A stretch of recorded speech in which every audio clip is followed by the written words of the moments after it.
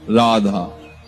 संतों के दर्शन करने के समय किन बातों का ध्यान रखें? बस हमें अगर भगवत स्मरण चल रहा है तो हमारा दोष दर्शन होगा ही नहीं।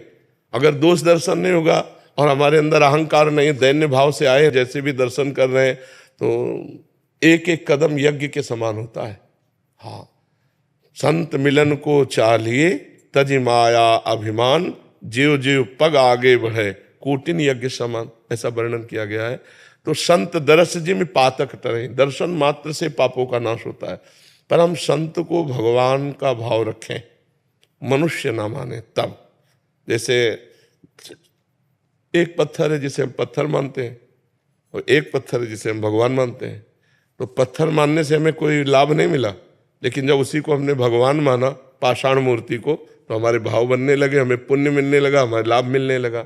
एक मनुष्य है और मनुष्य रूप में एक संत है, उसे हम भगवान का दर्जा दें।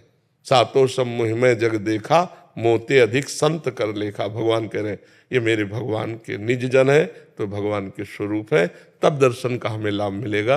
कहीं कोई दोष दर्शन न हो, कहीं कहीं उनकी अवहेलना न हो जाए, शांत भाव से दर्शन क्या चलेगा।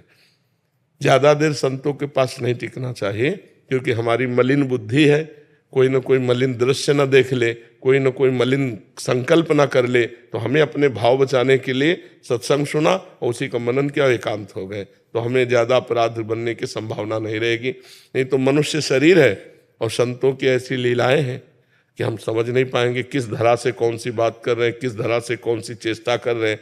फिर हमें लगेगा कि यार ये तो ऐसे ही है, तो हमारा दोष दर्शन बन जाएगा। तो हम सत्संग सुने, एकांत में जब भजन करेंगे तो सबके प्रति भगवत भाव हो जाएगा। संत तो भगवान का स्वरूप है ही।